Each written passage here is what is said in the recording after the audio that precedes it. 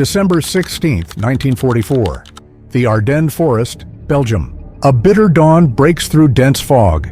Obergefreiter Hans Müller, 26 years old, 3 years on the Eastern Front, now with the 6th SS Panzer Army's 12th SS Panzer Division Hitlerjugend, crouches in his frozen foxhole. His gloved fingers tremble as he writes in his diary. We have achieved total surprise. The Amis are caught sleeping. Their lines crumble like paper.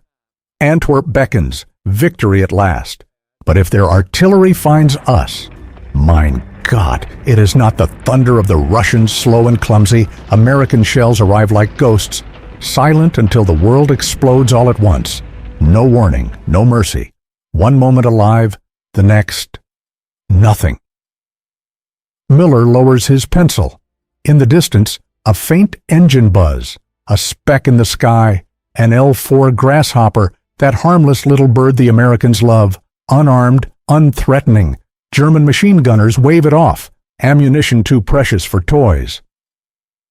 But high above in that fragile canvas cockpit, Lieutenant James R. Harris, a 22-year-old forward observer from the 2nd Infantry Division, peers through binoculars.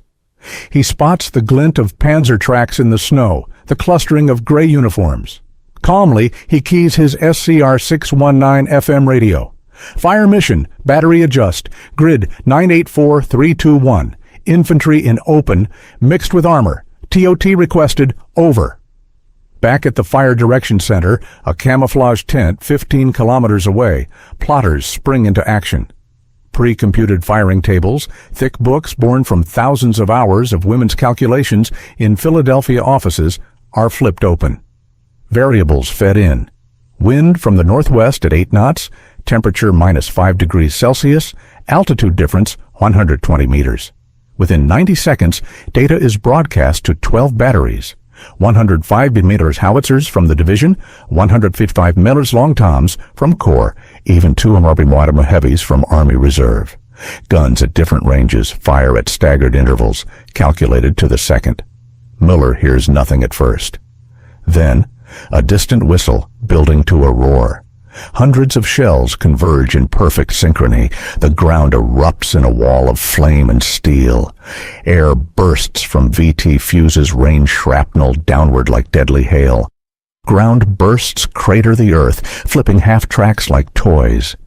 In 30 seconds, Miller's company of 140 men is reduced to 23 survivors, screaming in the snow.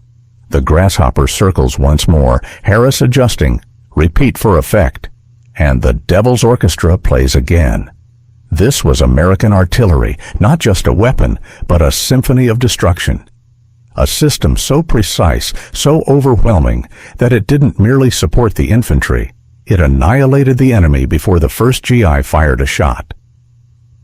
German generals from Rommel to von Rundstedt called it the Black Death, or the Devil's Orchestra. Post-war interrogations revealed one consistent terror. More than P-47 Thunderbolts screaming down with bombs, more than Sherman tanks rumbling forward, German soldiers feared the unseen guns that could turn any position into a graveyard in minutes. The roots of this nightmare trace back to 1942, when American forces first clashed with the Afrika Korps in Tunisia. Veterans like Gefreiter Otto Schmidt, a wiry Berliner who survived Stalingrad only to face the Americans, described his awakening in a captured diary later analyzed by U.S. intelligence. We dug into a wadi near El Guetar, March 1943. Solid rock cover. The Tommies would have shelled for hours. The Russians? Days of ranging. We felt safe enough to smoke and brew ersatz coffee. Then, that damn little plane, a Cub they call it, puttering overhead like a child's toy. We ignored it. 2 minutes and 40 seconds later, I timed it. The sky fell. Shells landed everywhere at once. No first shot to warn us. Air bursts shredded men standing in the open. My platoon, 98 men in, 14 out. The survivors crawled out babbling about ghosts. Schmidt wasn't exaggerating. The L4 Grasshopper, officially the Piper J3 Cub militarized, became the most hated aircraft in the Luftwaffe's absence. Over 6,000 were produced, each carrying an observer with a radio and map. Flying slow and low, they were nearly impossible to shoot down with small arms and flak-waisted shells on them. One Grasshopper pilot, Captain Victor Benson, logged 400 missions. We were the eyes of God. Spot a column, call it in. 3 minutes later, watch the map square disappear in smoke. But the planes were just the trigger. The real revolution was the Fire Direction Center, or FDC, a concept pioneered by U.S. Army visionaries in the interwar years and perfected at Fort Sill. While German batteries operated independently, calculating each mission from scratch, a process taking 10-20 minutes, American FDCs centralized control. A single lieutenant could coordinate fire from an entire corps, 300-plus guns spanning 105 millimeters to 8-inch. The secret sauce? Pre-computed graphical firing tables and the totem pole plotting board. In air-conditioned rooms across America, teams of female mathematicians, the famous computers of Aberdeen Proving Ground, crunched numbers on Marchant calculators. They produced books accounting for every variable: propellant temperature, air density, even Earth's rotation via Coriolis effect. Hauptmann Vera Hoffmann, a Wehrmacht artillery officer captured in Normandy, examined these tables post-war. Ours were crude approximations requiring field computations. Theirs were masterpieces. Look up the answer like a phone book. Years of work in one slim volume. We fought with slide rules. They fought with libraries. Layer on top time on target, or TOT, the crown jewel. Invented by Colonel Carlos Brewer in 1941, perfected in Louisiana maneuvers. Shells from distant batteries fired early, closer ones late, all impacting within a 3-second window. No warning whistle. Studies showed 70% of casualties in the first salvo. Stabsfeldwebel Kurt Zimmermann, 352nd Infantry Division at Omaha Beach, survived a tot in his diary. June 7th, we counterattacked the beachhead, moving through bocage, silence. Then, boom, every shell at once. Men vaporized mid-step. Air bursts above foxholes. Fragments falling vertically like rain from hell. No time to flatten, no time to pray. 66 men gone in 10 seconds. American radios made it possible. SCR 300s and 6119s, FM frequency modulation, crystal clear even in jamming. Every battalion had dozens.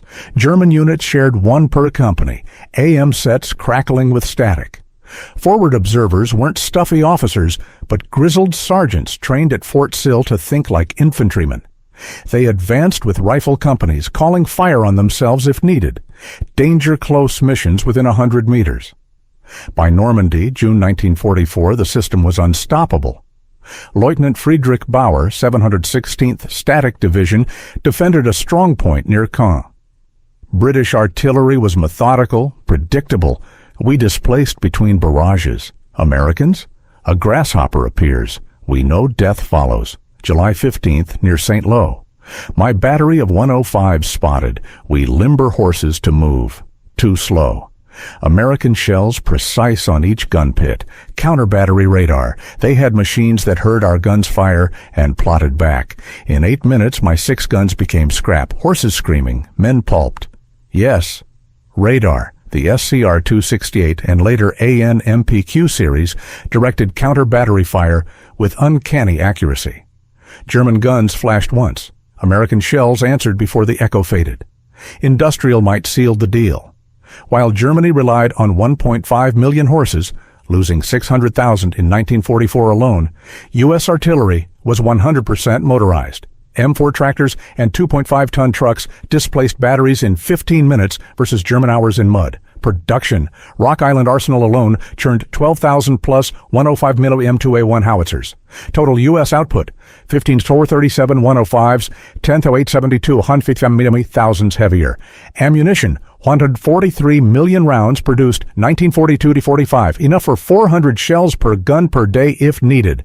German shortages? By late 1944, many batteries rationed 5 rounds per gun daily. General Feldmarschall Gerd von Rundstedt lamented in a captured memo, "We fire pebbles, they fire mountains." The variable time fuse, VT, or proximity, was the final horror. A miniature Doppler radar in each shell nose detonating at 20 meters height. 500% more lethal against troops in open. Kept secret until Bulge. Eisenhower begged for release. "Give me the poof shells or lose the war." First used December 1944, VT fuses shredded German assaults at Elsenborn Ridge. Oberstleutnant Dietrich Moll, 12th Volksgrenadier. "We advanced in snow. Shells burst above. No cover worked. Men in ditches died from overhead rain. Units froze, refused orders. Morale broken not by cold, but by those demon shells." At Bastogne, encircled 101st Airborne called "Anytime, Anywhere Fire." 4,000 plus guns responded. McAuliffe's famous "nuts" hid the real reply, oceans of steel. German panzers, bogged, horse-drawn supply columns, obliterated. In the Ruhr Pocket, April 1945, 300,000 Germans surrendered after radar-guided TOT VT-fused barrages saturated 100 square kilometers. General der Artillerie, Walter Lucht. "We could not dig deep enough, move fast enough, hide well enough. American artillery was everywhere and nowhere." Post-war U.S. Army surveys of 10,000 POWs, 62% feared artillery most. Franz Halder, former OKH chief, "It transformed war, not supporting arm, decisive arm." The legacy? Modern Paladin howitzers, MLRS, Excalibur GPS shells, traced to 1944 FDCs. American artillery didn't win battles. It won the war, one precise, simultaneous explosion at a time. For the Germans who survived, the nightmares never ended. Hans Miller, captured January 1945, wrote from a Texas POW camp, "I see grasshoppers in clouds. Hear silence before the storm. We were brave, skilled, but against their system, ants against giants." This was the true face of American power.